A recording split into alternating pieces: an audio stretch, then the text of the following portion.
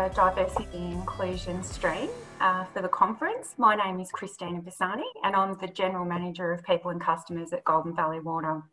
I'm currently the Chair of the Diversity and Inclusion Steering Committee for Vic Water, and today I'll be a facilitator for this session.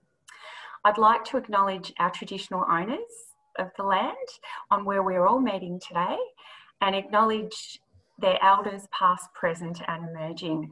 I'd also like to acknowledge any Indigenous people in the sessions today and welcome everybody here this afternoon. During this session, it'll run till 2:45 p.m. We will have questions, we'll be having a discussion, and at 2:35 we'll be asking you for your questions and I'll read them out as well to Brendon to be able to answer. A few housekeeping issues before we kick off. We're using Zoom webinar today as our online platform. And if you're new to the Zoom webinar, please be aware that you will not be able to switch on your camera or microphone throughout the session. There'll be Q&A sessions, as I said, at the end. And so to forward through your questions, please simply type in your question through the Q&A button on your screen. To get the best possible connection, please ensure you close all unnecessary applications on your computer and ensure that other people within the household aren't running anything else as well to put a strain on your connection.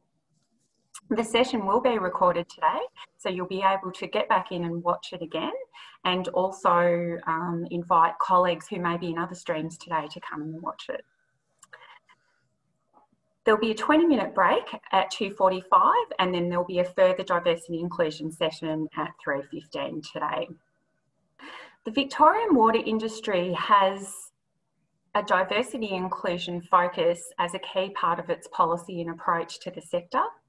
There have been a range of activities that we've committed to, and these have included action and celebrations for Indigenous communities and participation in water planning, as well as allowing and increasing job opportunities for Indigenous people.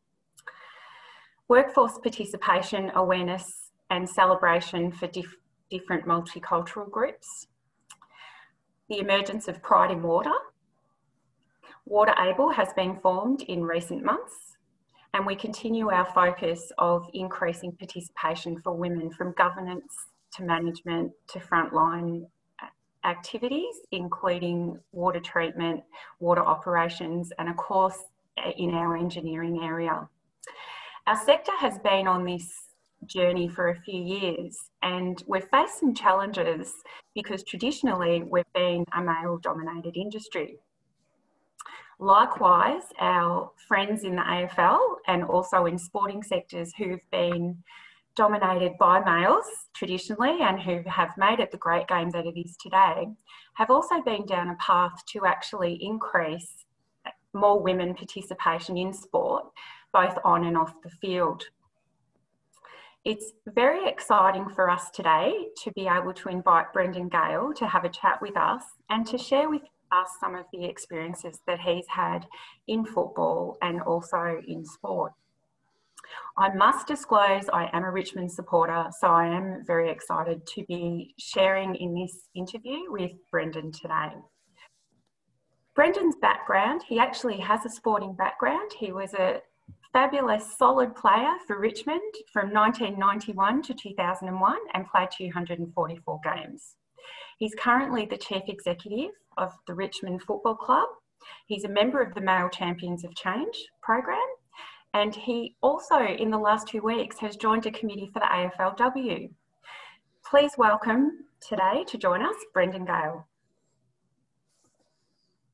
Hi, Brendon. Thanks. Hi, Christina. Good to be with you. Thanks for the introduction. Thank you. So today we're going to talk a little bit about your journey, and I guess for us to understand really,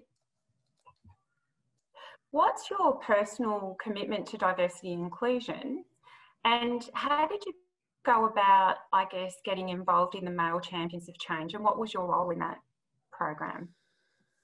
Well, that's probably a two-part question. Look, if I'm going to get really personal, I come from a large family of 8 children. I have 6 sisters. I have a mother that by and large raised us. So I've always, I've had strong women involved in my life since I can remember. I guess that's the first thing. But I guess in the football context, in football, for those who do follow football, because we have drafts and salary caps and all these things that are designed to keep the competition even and competitive. There's few opportunities to really distinguish yourself and gain a competitive advantage as a football club. I think one is your brand and your market positioning as a footy club, and the second is your people and your culture. And I guess I was frustrated when I started as CEO, 10 years ago now, that I just felt we weren't getting the best available talent, because whenever we'd apply for jobs, go to the market to fill jobs, we just weren't getting women interested and involved in putting their hand up. And so by and large, when you go to the market to get the best people as a football club, we're really accessing half the sort of talent pool, because women didn't I guess see it as a legitimate career pathway. So that was a concern, because I felt, I guess, you want to get the best talent regardless of where they come from. And in fact, having a diverse talent, and this is broader than just gender, this is diversity non-stop. I believe having a range of different people from different lived experiences, working through issues and dealing with the problems, etc., ultimately makes for better decision-making and better organisations. And I guess the second part was, as a football club, we are a consumer marketer. We market football. That's our product, and we need to find new markets to continue to grow. And so I think having diversity internally means you're more likely to be presenting yourself in different ways to a rapidly changing marketplace in Australia. And that's, as I said, that's not just gender, that's multiculturalism as well. So that's where my personal commitment came from. And I guess the second part is how to lead to the male championship change. So off the back of those initial observations and I guess frustrations, we went to the Sports Commission and at the time, and said, why is it? We want to get a better understanding, a really good understanding of why women aren't making it to senior levels of Australian sport. At junior levels and lower management, mid-management, it's probably 50-50 at our football club.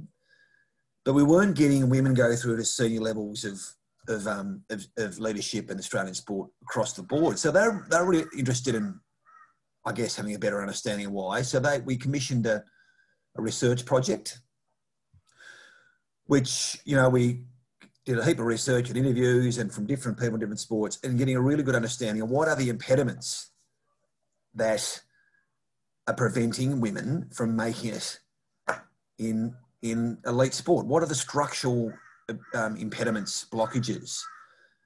And that report came out and it was published. And in fact, I think it's on our website. It's called Gender. It was done in July 2014, and the report was called Gender Equity: What Will Take to Be the Best.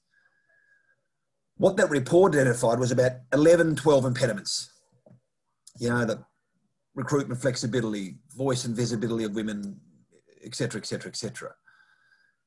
And then we put ourselves on the hook as a club, as a bit of a guinea pig, and said, okay, we're going to put in place a set of interventions now to try and address each of these objectives. And one of those was about just the mere act of public advocacy and talking about it, talking about this issue and leading the conversation. And off the back of that, we contacted Liz Broderick, who was the Sex Discrimination Commissioner at the time, that had set up the corporate Champions of Change program, where she'd gone to 20 CEOs of ASX 200 companies, and recognising they had the levers of power. What can they do to champion change? And so we said, can we use sport as a model? And she basically was really excited because of the platform and traction that sport provides. and many sports are largely male-dominated environments. And so we helped set up the Champions of Change program with Liz on that basis. Anyway, long answer, but that's pretty much, starting my personal commitment to where we are today. That's fantastic. I have 3 very feisty sisters as well. So my poor brother has 4 sisters to contend with. So I know what that's like coming from a background of leading women. I wonder for you, just in that space, given the findings of the Male Champions of Change program and also, I guess, your personal commitment, how did you influence, I guess, your board and your executive to take on that approach and really make a difference, I guess, in your current role and at Richmond? Well, the first thing I think was that, I think this wasn't about pursuing equity for just equity's sake. I mean, there is an element to say, we should pursue gender equity because it's the right and fair thing to do.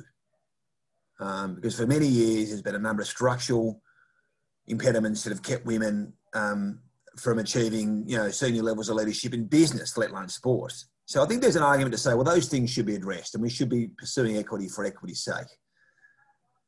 But I think where it becomes really sustainable is when you say, particularly businesses and particularly, I guess, for-profit businesses, is to say we're pursuing equity because it makes us a better business.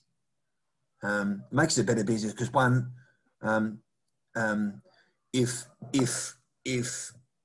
we have, sort of women beget women,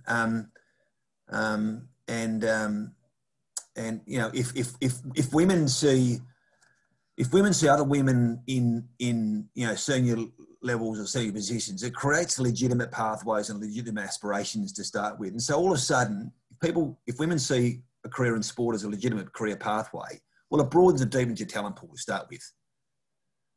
Because women will start applying for jobs and seeing a future for themselves in that particular environment. So that's the first thing. So access to talent, where the battle for talent is very, very competitive.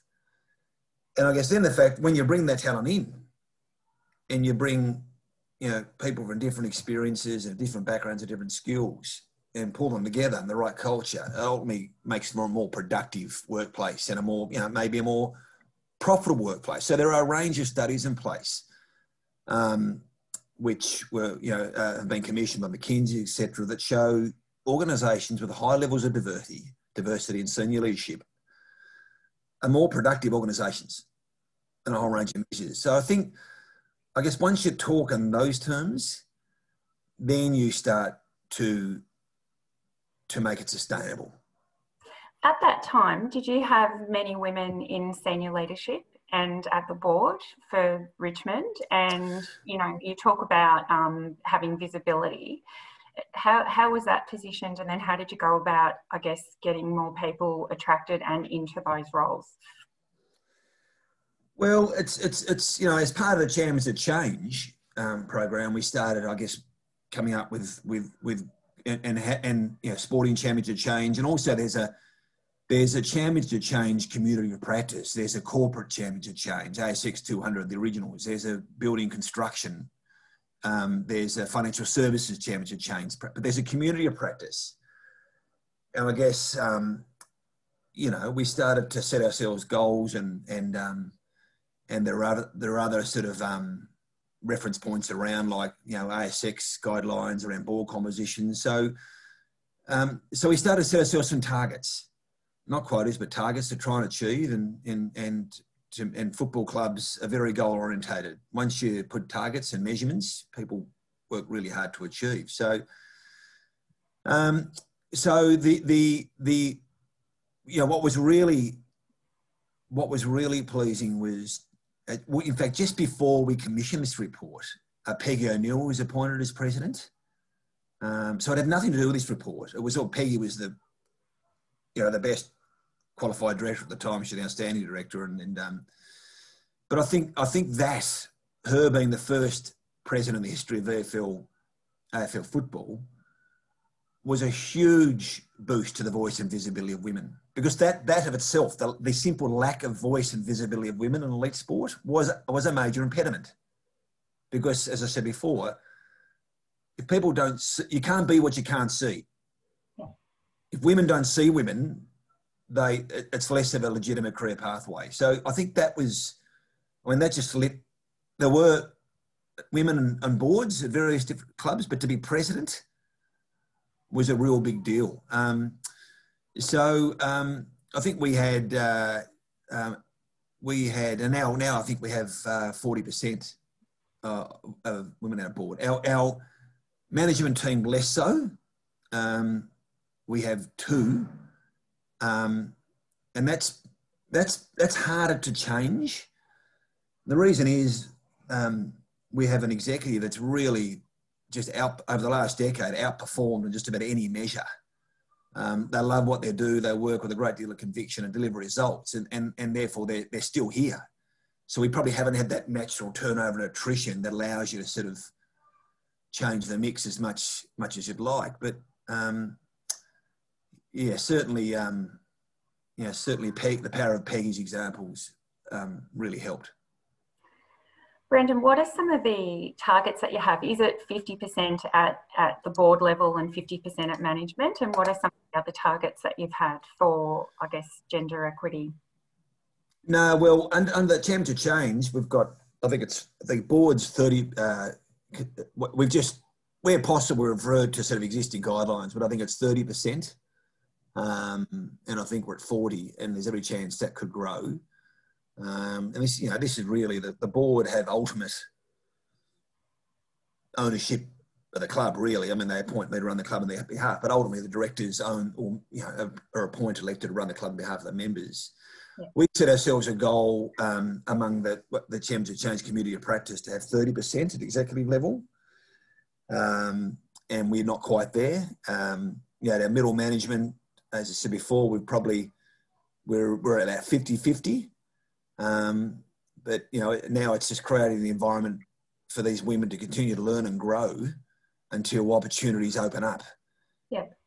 As senior management, and as I said, because of the incredible performance of the executive, the last, that delivered incredible results off the field and on, those opportunities haven't materialised. So just broadening out, I guess, the Male Champions of Change focus. So you've obviously got some Richmond targets. Who else are participating in the Male Champions of Change, and what other sports are being looked at as part of that program? Yeah. And do they have different targets as well, or is it a collective from the Male Champions of Change sport arm? Yeah, no, we've all got the same. Well, in terms of that relate to diversity and gender and participation and leadership, it's there. We share. If you're a member of that group, we share those targets, and we have a scorecard, and we publish our results every year. It's a simple, red, green, amber, just a simple traffic lights type scorecard. So we actually put ourselves on the hook, and they're published. And those reports are normally picked up, by national newspapers, Fin Review, Australian, etc. So no, we've got a number of different sports. I mean, when I went to Liz with the idea, I said, look, I'm happy to run the idea. I'm happy to help pull this together, but it can't be seen to be our idea because it's got to be a lot bigger than just Richmond. So I want you, if you like it, you run with it, which you did. But, I made sure that I just got a really good cross-section of clubs on a national basis. I think we had originally 3 AFL clubs, I think 3 rugby league clubs. We had a couple of soccer clubs, and we had a couple of sort of national sporting bodies, with Swimming Australia, Tennis Australia, Racing Victoria, soccer, football Australia, the FA, rugby union, and so all the big elite sports were represented, the big national sporting bodies.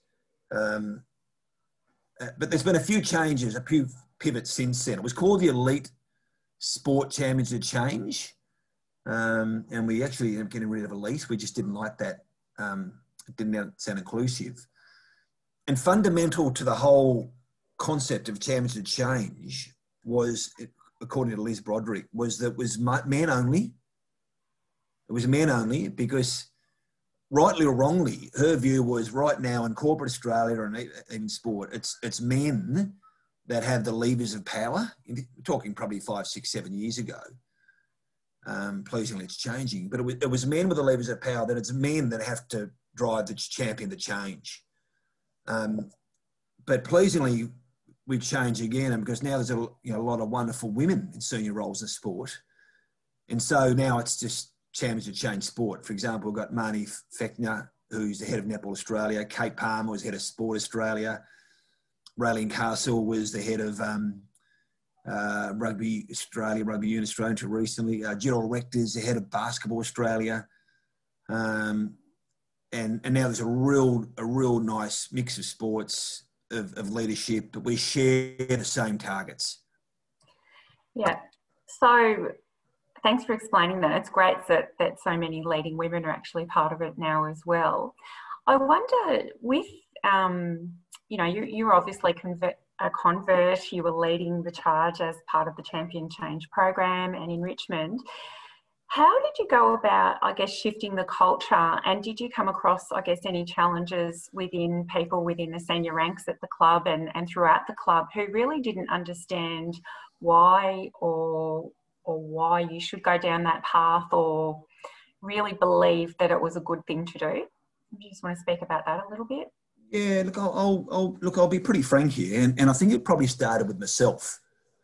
Really understanding myself and knowing myself. That's the first thing as a leader. You've got to make sure you're shifting yourself, because you've got to be, you've got to be really conscious of the shadow that you set as a leader. And I'd regard myself as a socially progressive type thinker. I've talked about the importance of women in my life, and I generally respect women. I hold them in high regard. But at the end of the day, I've been a product of a football club as a player, you touched on earlier in the introduction. I left football, worked in a pretty sort of sharp commercial law firm in the city for several years, which is, once again, it was a very male-dominated culture, less so today. And for my sins, I sort of find myself back in football, still largely male-dominated. So I guess I was... I guess I didn't realise the extent of my own unconscious bias in terms of how I think and how I feel, just little things that I wouldn't even realise that are just part of who I am until a mirror was held up against me. And so I think people are generally people that, I can't recall anyone at our footy club that thought this is a really bad idea, women suck, they shouldn't be in football, blah, blah, blah. Everyone was really intentioned, supportive, but I think we all carry our own biases, and that's women as well. It's women have got that, women as well. So we had a lot of unconscious bias training, and that, once again, that was around diversity non-stop. It wasn't just about women; it was about race, and so we have had that, and we continue to have it. And I guess the other thing that I've had to challenge myself is that, within a footy club, there's the non-football part of it, which is the administration and finance. It's the commercial, the consumer. It's the business part of football. And it wouldn't be too much different from your workplaces listening today. But then there's the performance side, and that's football. And that's historical, male-driven. It can be very hard, very focused, unrelenting, very combative. And that's the part that women have found very hard to access. And I guess my intentions have always been to try and help women and support women, in that environment. But I guess what I've learned to question is, is that environment? So it's not so much about the women adapting. I think the question I'm asking myself and have the last few years, is that the right environment to deliver high performance sport in 2020? And I think we've all learnt that together, and we've changed those environments for the better in recent years. They're just better environments, full stop, if you know what I mean. So you did some unconscious bias training. no doubt you held up a mirror, but others might have held up a mirror, and you're having probably authentic conversations with people. What's changed in the culture to be more accommodating for women to be successful in your culture? You talked about things have changed and it's better. What sorts of things have you done differently? And if you can describe what you might have done before and what's changed now. Look, I think the start. I think there's a fundamental shared belief that that having a diverse workplace and a diverse organisation is just good for business. I'm not going to repeat why again. I think there's a fundamental, 40 years ago, this is for blokes only, women out. So, that's dinosaur stuff. So I think, first of all, there is a fundamental belief that having a diverse organisation strengthens you internally and strengthens you externally, because, as I said, we present ourselves in different ways to a changing marketplace. So I think there's a fundamental belief. I think, for example, Damien Hardwick and a couple of his coaches spent about a week with the San Antonio Spurs, maybe 4 or 5 years ago. Those who follow basketball, coached by Greg Popovich, coach of the last two, probably the most successful team in NBA in terms of their consistency year after year after year. Incredibly diverse workplace. People in the back office from all over the world, Europe, Latin America, etc. And they've got a very diverse playing roster as well. So I think there's a shared belief. But yeah, in terms of the way that, if I want to get more granular, we do have a particular way that we develop leadership across.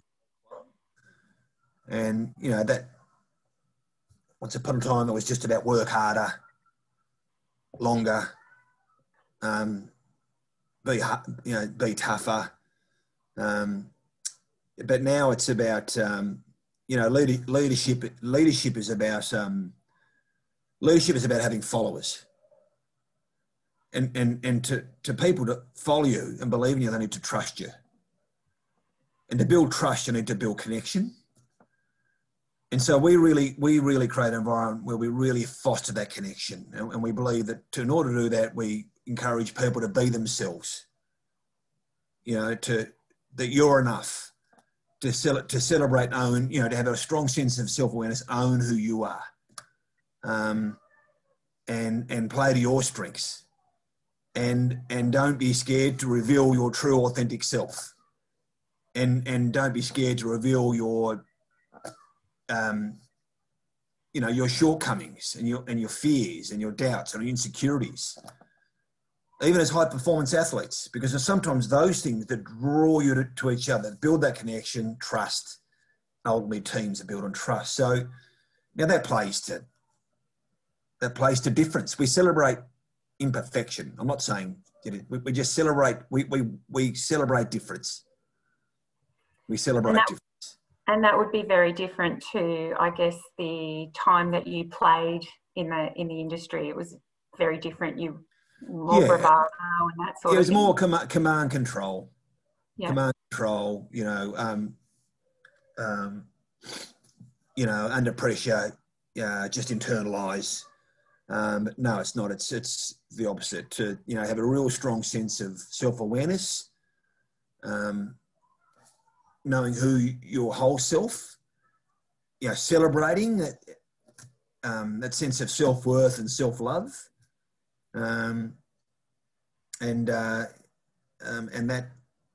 that builds a really strong basis for connection, trust in teams, and that, so it works well for both men and women. Yeah. Well, I think that's an environment where all people can thrive. In fact, our purpose as a football club, I often say, the most important thing we can do as a footy club for our members is to ultimately win games of footy enough to make finals, and if we're fortunate enough to win premierships. That's the most important thing we can do for our football club and for our members. But it's not the reason we exist. Yeah. We exist for a broader purpose, and it's our purpose we describe as connecting to thrive and win. Connecting to thrive and win. And there's an internal aspect and an external. I'm not going to go in that but that's a really strong shared purpose. And I think it's that commitment to that purpose, that shared understanding of the purpose, the way we reflect that purpose through the way we do business from a commercial point of view, from a consumer point of view, the way we reflect that purpose through the way we play, for the way we develop leadership, the way we reflect that purpose through our social impact programs. That's what defines us. And that's why instances like last week, when we have a couple of players make bad choices, really hurt us, because, you know, we have a very high standard. But by the same token, we love those blokes because they're human. We all make mistakes and errors, and we know why they made them. And that's going to draw us to them even more. We're going to put our arm around them and going to come back bigger and better and contribute even more. Anyway, I'm digressed. No, it's all good. It's all part of it. In terms of, I guess, some of the other diversity programs that you're running, did you want to touch on a couple of those, and then we'll come back to, I guess, the gender equity program? Did you just want to highlight some of the other programs that you're running around the community and the foundations and programs that you're running? Oh, no, not really, but we just, you know, we believe we have a very important opportunity to ultimately strengthen, you know, the community that supports us, and we do that a number of different ways, and as I said, it reflects our purpose. You know, Brashy Hooley and strengthening Islamic communities. We're very strong in the Indigenous space, very committed to reconciliation, and you know, as I said before, our work in gender equity, you know, never stops really. So in gender equality and gender equity, what are some of the mistakes that you made in, I guess, policy or approach, or just some action that you thought would be successful that hasn't been? And what is your reflection on that?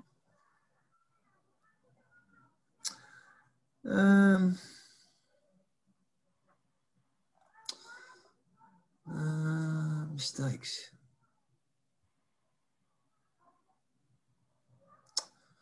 Yeah, I wouldn't say mistakes. I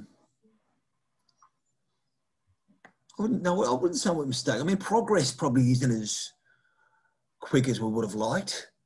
But I think that's why AFLW has been really important for us, because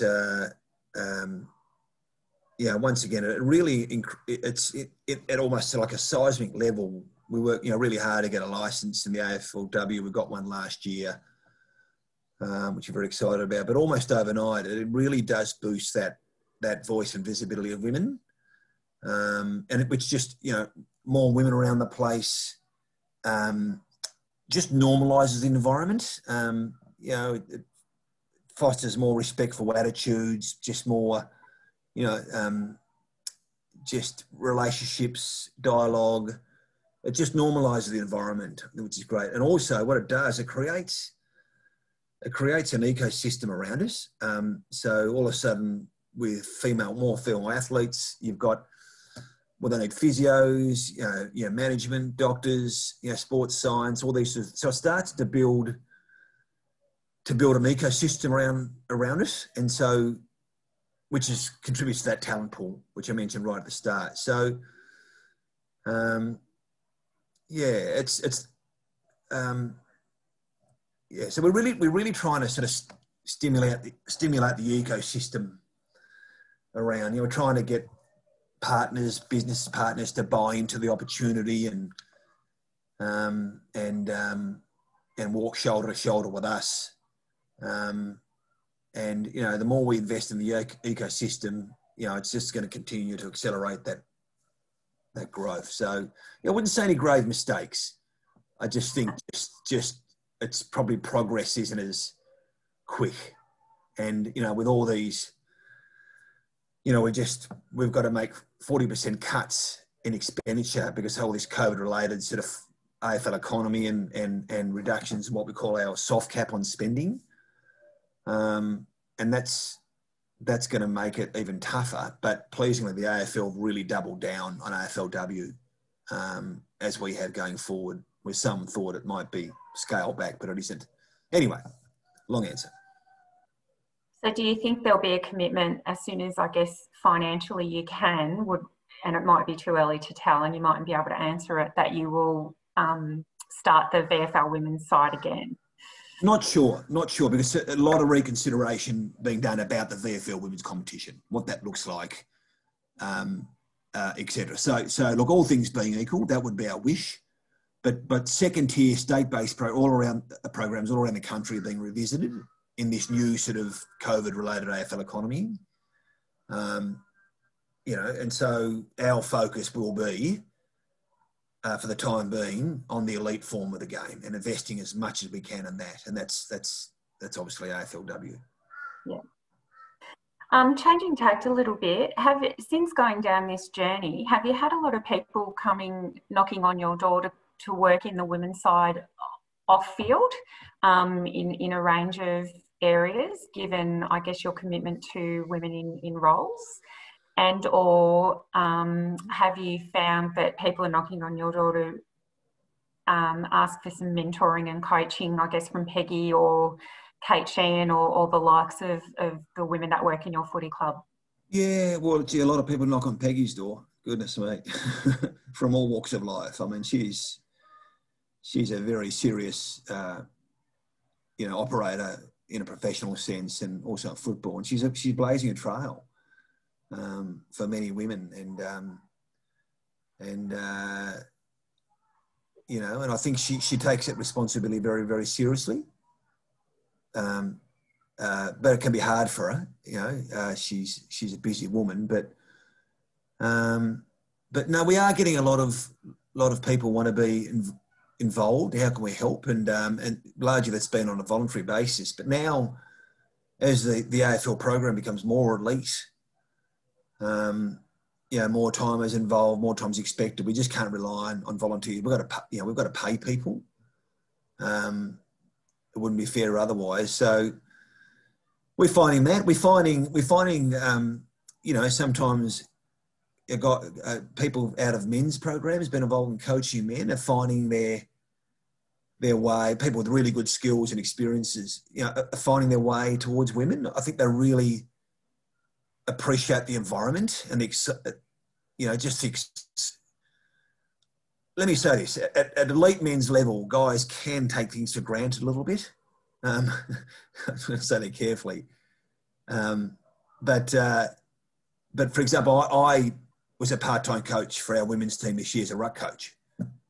I'll go out once a fortnight, rip the suit off, put a pair of shorts, a t-shirt on, get out and just do some ruck coach. And I loved it. I'm not sure what the girls got out of it, but I think I got more because it was so refreshing. They were just so eager to learn and grow and develop. And it was just really a really exciting environment. And I think one of the good things about all these cuts to football departments is there's a lot of coaches that are being put out of work, a lot of really good coaches and people involved in football. And some of those will find their way into female programs, and they'll benefit from that, their expertise and experience. But having said that, we want to make sure there's women in those jobs as well. We want to create pathways for women to fill into those roles, into football management or recruiting, list management, coaching, etc. So it's a fine balance we have to straddle. With your AFLW team, my understanding is obviously they're not full-time. They've just started this year. They're working part-time. What do you see, COVID and financial impacts aside, what do you see as advancing, I guess, in the AFLW system? And do you think the AFLW will become full-time? And given that it isn't at the moment, how do you go about, I guess, attracting women to play football in a part-time environment, and how do they sustain, I guess, their lifestyles within that space at the moment? Yeah, look, I think it's going to be a while before AFL women are full-time, because right now they can't, look, the money's not there. There's simply not enough money coming into women's football to support that. You know, I'm not sure the AFL Players Association would be that enthusiastic about saying, okay, well, we're going to forfeit our money to support women. I mean, wonderful if they would, but I think it's going to take time. What we need to do is support the ecosystem and nurture that, and to take our, for example, NIB, you know, they're a major national health insurance fund. Now they came involved with our club. They're our jumper sponsor, co-major partner. Now they invest in us and provide us with a considerable amount of money to fund our men's program, because we give them millions and millions of eyeballs and exposure and all these sort of brand benefits. But increasingly now, they see the benefits of gender equity in their business. And so they want to celebrate their story, and they want to walk shoulder to shoulder with us in this journey. So they've come on board as our AFLW sponsor. You know, we've got a range. So we're trying to sort of really nurture this ecosystem around the women's game to support it financially, but also in terms of, say, work opportunities. Major big construction business, Fulton Hogan, provides sort of work opportunities, career pathways for some of our girls to learn skills, trades, in a flexible manner, so they can, you know, pursue both their passions, et cetera, et cetera. So they're Fulton Hogan, a business partner, a sponsor of a club, but they also, as I said, provide employment opportunities and helps tell their story internally. Having said that, this year is going to be particularly challenging because, you know, with all the issues around the pandemic and restrictions around matches at venues and gathering and restrictions around training, you know, there's every chance our AFLW program or competition might be similar to what we have now in hubs. Locked away in Queensland, compressed fixtures. So it's going to present great challenges to those girls who are studying, working, et cetera, et cetera. So we're particularly mindful of it. Are you investigating opportunities with other businesses and industries to create partnerships to, I guess, attract women to all different types of jobs? And would, I guess, the water sector be something that you could look at in that space as well? Absolutely. Absolutely. No, absolutely. We're looking at creating a whole range of, you know, look, we're looking to create mutually beneficial partnerships in the whole range of organisations. And I guess if the water industry, it's a big industry, you know, made up of many different parts, different roles, different requirements. Absolutely would be open to having those sorts of discussions, no doubt. I've got a question here. I might just throw that in because you touched on unconscious bias before and that everyone's done training. How has, I guess, the unconscious bias sort of shown itself in decision making, and have you had to stop people, I guess, in their tracks when unconscious biases maybe play out? And if there's an example that you might allude to. Well, the example I touched on before was my, you know, I guess I was, bearing in mind, I guess, the environment of a football club. I wanted to get more women involved in the footy. But, you know, bearing in mind the environment, it's a tough environment. It can be quite combative. You know, I was a bit of a helper. I wanted to help women through that environment and help them and support them, rather than actually questioning the environment itself and saying, is the environment right? You know, maybe it's not so much the women fitting in and helping them through that process, which is, you know, apart from being a bias, probably slightly patronising. You know, it took me a while to say, hang on a minute, maybe it's the environment that's wrong. And so as I said before, we've taken, you know, huge strides in sort of redefining what it takes to sort of lead and manage, you know, openness, authenticity, vulnerability, all those, you know, So I think you know, that's just a very simple example. Yeah, it's fine. Did you have to change, I guess, physical things at the club and in the office to make it more attractive and welcoming for women? And how did you identify what you needed to perhaps do differently in that space? And then how did you go about changing it? And how do you know it was successful? Oh, look, not so much the workplace, because the workplace is just a workplace, and workplaces are, you know, are typically gender non-specific, aren't they? You know, there's, but certainly when we had our VFL team and AFL team, look, the facilities, it wasn't anything about gender, it was just they weren't good enough. So just, you know, we you know, toilets, wet areas, you know, reconfiguring them, changing them, privacy, locker room, showers, you know, all those. Here's one for you. Electric sockets, power sockets for all the damn hair straighteners. So we were told that's a must. I've seen a few of the male players perhaps using it as well. So there you go. There's unconscious bias right there. So no, we haven't had to re-examine them through a gender lens. It was just we had to get facilities that were fit for purpose. They just weren't, like Richmond Football Club was established in 1885. Punt Road Oval was, it's football's been, Richmond Footy Club is 100 years old. It's been played by men, managed men. It's just, we had to completely redo the facilities. That's what I'm saying. I read something somewhere recently that I think Peggy O'Neill suggested that to attract more women to the club, you did a study in why the club wasn't attractive to women in the first place. Is that right? And what were some of the things that came out of that study that you changed to make, I guess, the club more attractive to women just from a supporter perspective? Well, that was that piece of research I think I touched on earlier.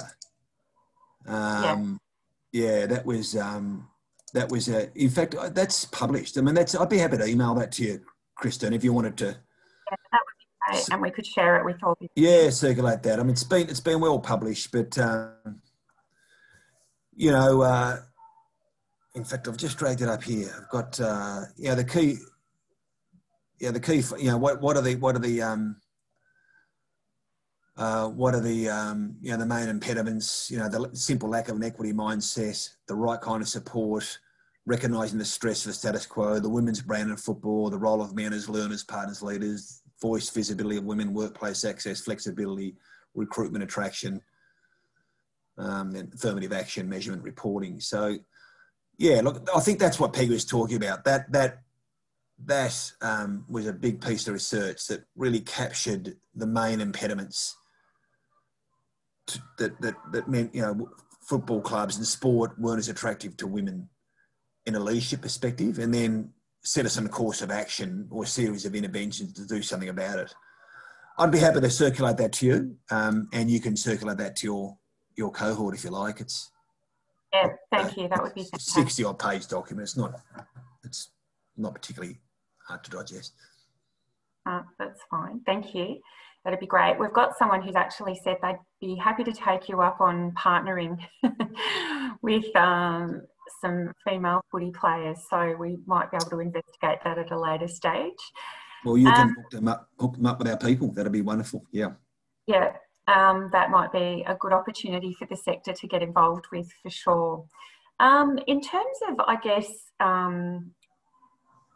some leadership style changes that you've made, apart from unconscious biases, is there anything that going down this journey, I guess, for yourself that you've gone, I need to change the way I'm leading to be more accommodating to women? I guess you talked about before about being your authentic self and being vulnerable and looking at, just being open to support each other as they are.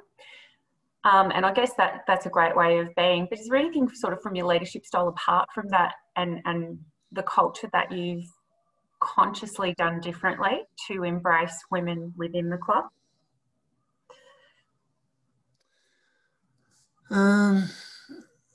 Yeah, look, I think the most important thing, or the thing I'm mindful of is, look, at the end of the day, I'm the CEO of the footy club. I'm 6'5", relatively tall. I'm around. I'm visible. Maybe I'm loud. Maybe not. But I'm as a leader, I'm a very visible person around the place. And I think, and just with being the leader and just with being CEO, there's a lot of authority that is simply attached to that position. So I think I've become, I've been I call myself a reasonably relaxed individual. But what I've become is a lot more mindful of the shadow that I set as a leader. So, what I say, what I do, what I don't say, how I respond to a particular issue or not. People watch that very carefully. So yeah, I think I've just been really mindful of the shadow, the example I set as the leader of the club, in how I address a whole range of things and circumstances in addition to just gender. So where I might have been a little more flippant about something or casual about a conversation, I'm a lot more aware of my actions and my words. Yeah. I think. Have you had to have difficult conversations with others in the club, or have you separated with people who may have been high performers but really didn't align with, I guess, your commitment to the gender journey? And you don't have to name anyone, but have you had to do that, and how did that play out? Oh, look, I have. Yeah, I have. I've had several, just several, things that I've observed or heard, and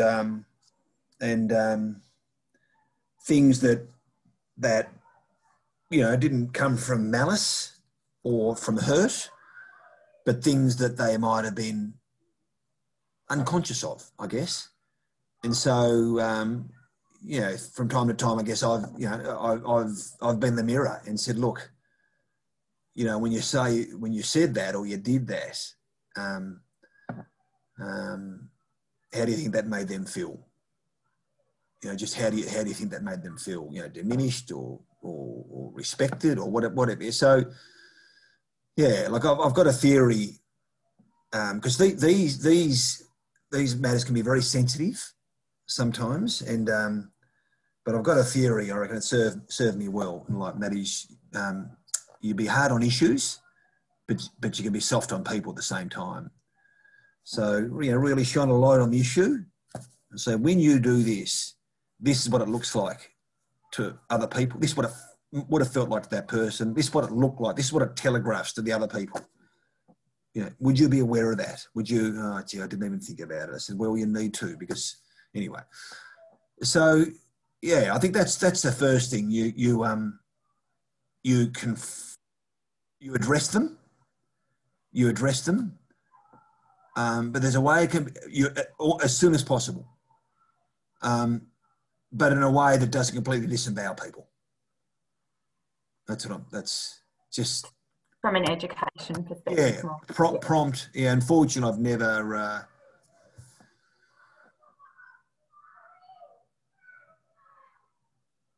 Just trying to think. I haven't had to have a more serious discussion with someone on a serious gender-related matter. At the time, but informative, instructive, pointed, prompt conversations. Yeah, and what perspectives have the women in your club, I guess, brought to the table that may not have been there before, apart from, I guess, a softening or a embracing? We touched on before that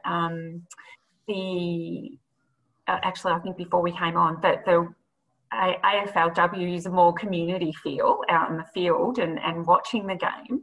What's some of the things that you think that women have contributed to the club that wasn't there before? Well, I think in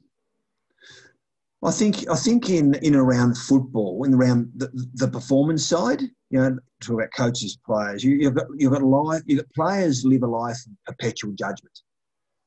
So their performances are judged and evaluated statistically to an inch of their life by line coaches, assistant coaches, senior coaches. And then outside that, you've got the media.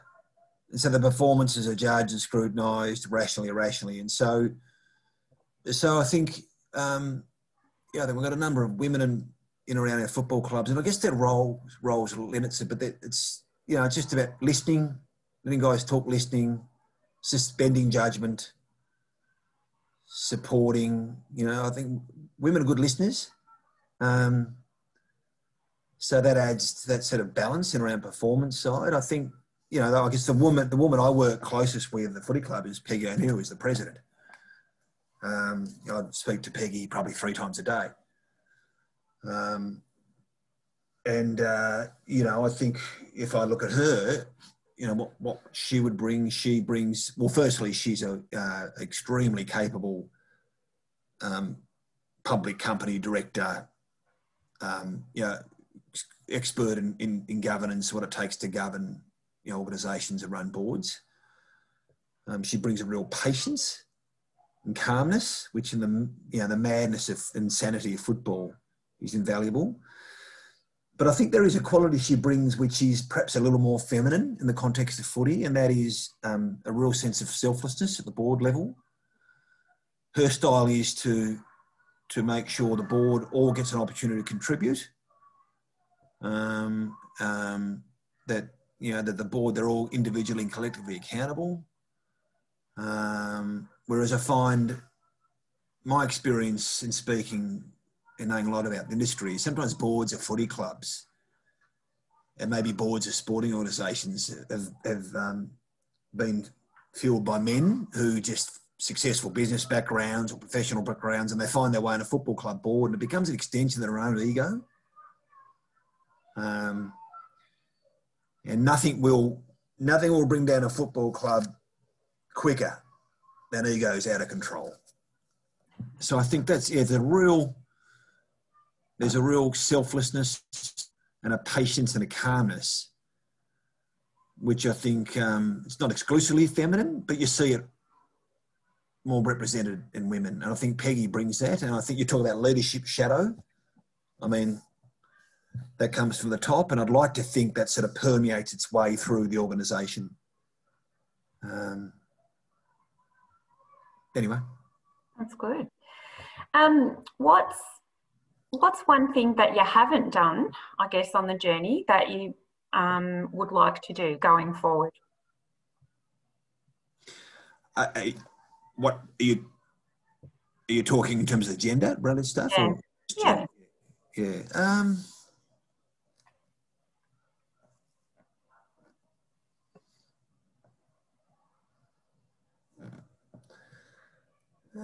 Look, I think the thing that I probably touched on more, I think it's I've got to be careful what I wish for, but I'd love to have more representation on my executive.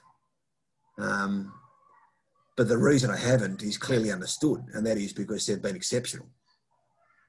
As individuals, they're even better as an executive team in driving this club to incredible successes both on and off the field.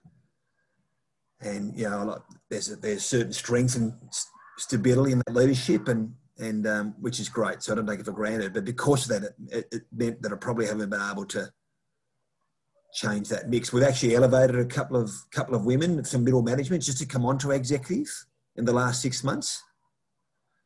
They're not line managers, but they're just to come on and I guess learn and see how we deal with issues and react to problems and challenges, and how we build consensus around an idea, and just how we keep moving forward. You know, I just think, so we've sort of manufactured that situation in light of the fact there probably hasn't been as much change as I might have liked.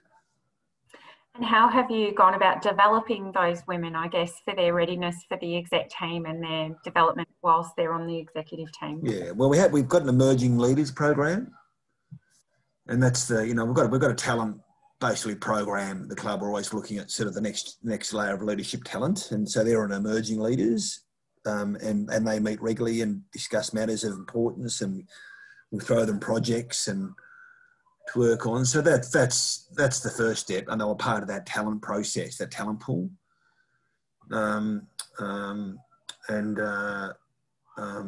Yeah, so we made the decision, well, let's take two out of there, let's put them on the executive.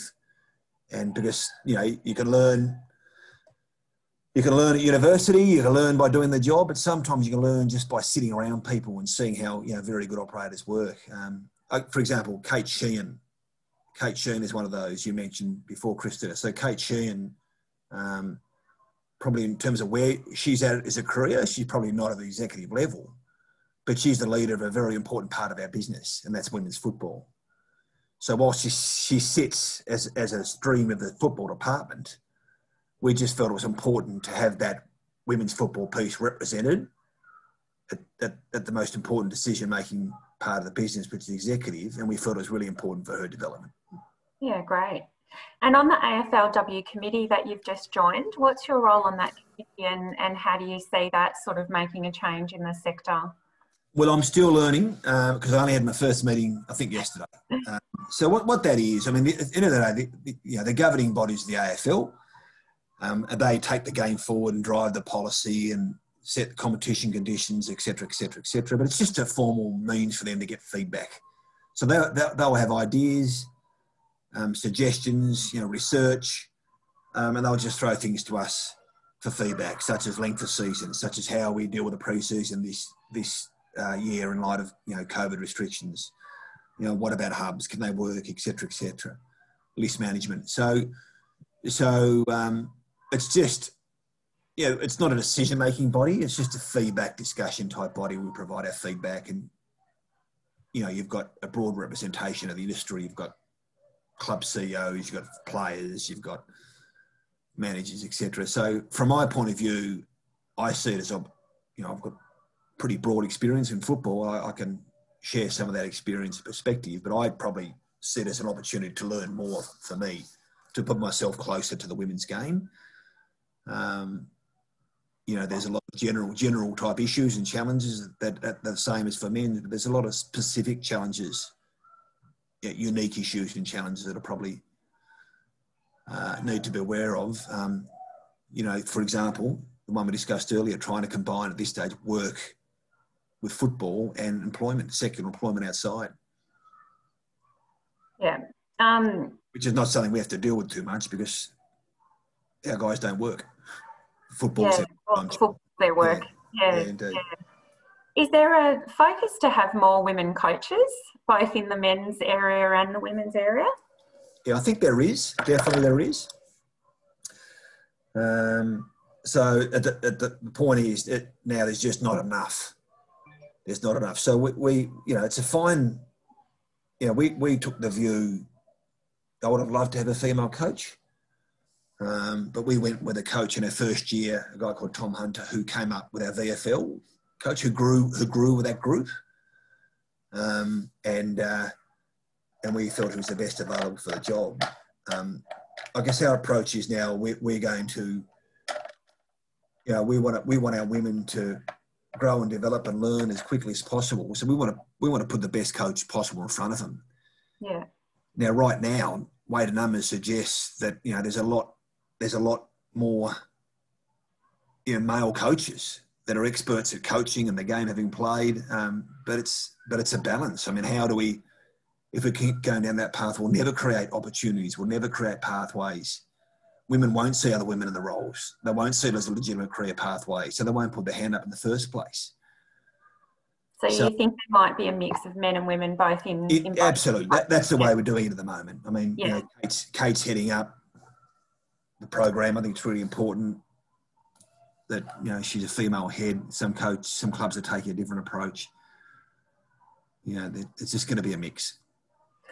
Wonderful. Now we're coming up to the last 10 minutes, so thank you, Brendon, for those questions. I'll just take some questions online. And one of the questions we had here is more broadly around diversity. It's the Richmond Footy Club has been one of the first major sporting clubs to have presence at the LGBTIQ+ community through sponsoring Midsummer Festival. Has the involvement with Midsummer supported the development of your diverse culture internally? Well, yeah, I mean, I hope so. I just reflects it. You know, I just think it's funny. Society's in a funny place at the moment, and I get a bit despondent at times, but, you know, there's just all this people going to camps. You know, it's Labor, Liberal, left, right, mask, no mask, you know, green, not green. It's just, and people are just yelling at each other. And I just, you know, and it's exacerbated by media, social media. It just seems to be a lot of outrage. People go to their camps, their tribes, and just yell at each other. Whereas I reckon the unique position of sport is, and this is not just elite sport, is that we're about bringing communities together.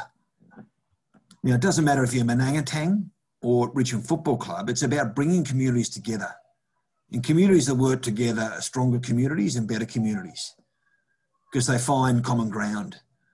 And so we're in the business of inclusion. And it's no better reflected on the footy field itself. We will take anyone that can play. You know, tall, short, you know, slow, quick, Muslim, non-Muslim, Jewish, you know, Sudanese, whatever. We don't care. And I think and the same with people who want to consume footy and come to. I mean, if you enjoy the game and you want to be more involved, there's a place for you at our football club. I talked about connecting to thrive and win, connecting with communities, strengthening communities, unifying communities, you know, making a stronger country, and ultimately it supports and sustains us as sport and football clubs. So absolutely, we're inclusive, and so and you know, I'd like to think our involvement with Midsummer strengthens that commitment. I'd have to ask them. Hope they feel well supported. I think we're the only club, so yeah.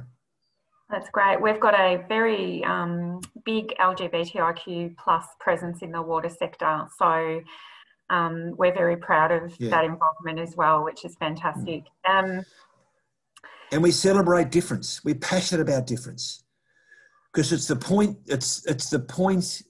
It's people's points of difference and uniqueness that draw people to one another. That's what it is. You know, it's that, and so we're passionate about diversity in all its forms. If we've got some board members in the audience today and some, I guess, exec members and managing directors, if they could take one thing away today that they could do differently to enhance, I guess, more women in the water sector to participate, what do you think that would be? What one thing could they do differently? I think a really interesting that we did, we had a number of, early on, when we went to Liz Broderick to establish the Champions of Change, we spent the first 12 months, you know, going through. So we grabbed all these people together from different sports. And we spent the first 12 months going back and proving the concept, saying whether this can really work. Is there an issue? Is there an issue actually we need to address? And so what we did was we just had a lot of formal listen and learn sessions. And so we'd have groups of female staff and we have groups of male staff, and we'd talk about issues of gender, how they feel, whether they feel supported, included, listened to, what, you know, do they feel biased, discriminated, and just got people to talk. And then I went to a session at Tennis Australia, and Craig Tiley would come over and we'd just chop and change. And so I think just the mere act of listening, I thought, wow, I'd never have thought that. I never saw that. I never heard that. I never heard, and I said, well, of course, we've never felt we've had the ability or the environment to sort of discuss these things. So I think, you know, the thing that I found really important right at the out, it wasn't so much proof of concept, it was just a good dose of reality, was just listening and learning and creating really important opportunities for that to happen. Listening and learning. And has it made you a difference? I thought I'd been listening. I thought I'd been listening because I thought I was socially progressive and an open mind and open heart, but I wasn't really listening. Has it made you a better husband and brother, do you think? That's a really interesting point, Christina, because I often get it thrown back at me at home by my wife. You know, it's just like, oh, you committed all this gender stuff. What about me? You know, so, oh, look, I do my best. My best. Yeah. I feel like, you know, I feel like they've always had all the aces anyway. There's something in that as well. Yeah, and I wouldn't dare upset the power balance. I think that's the difference. I just go and get told what to do. Oh, that's great. Well, we're coming to the end of the session. Brendon, thank you very, very much for your time. I know you're in Queensland, you're in the hub. You've given us some great insights into your journey through, I guess, football, the culture, male champions of change. Importantly, some of the positive steps that you've made in the gender journey. And from a water sector perspective, we've still got a long way to go. We have, you know, we want to attract more women into our sector in all of our jobs, from, I guess, governance right to frontline. And there may be some opportunities to work differently. And I really appreciate your time today, and we are eternally grateful because your insights and sharing, if people can just take one thing and do one thing a little bit differently to encourage participation of women, that's what we're looking for, because we want to be a great industry as well. Good luck tomorrow night. Thanks, Christina. Thank you. And it's been absolutely wonderful. Thank you very much. Thank you. My pleasure. Bye-bye. Bye-bye. Thanks, everyone. We're going to a break now, and we'll come back at 3:15 for the next diversity inclusion session. Thanks, and have a great day.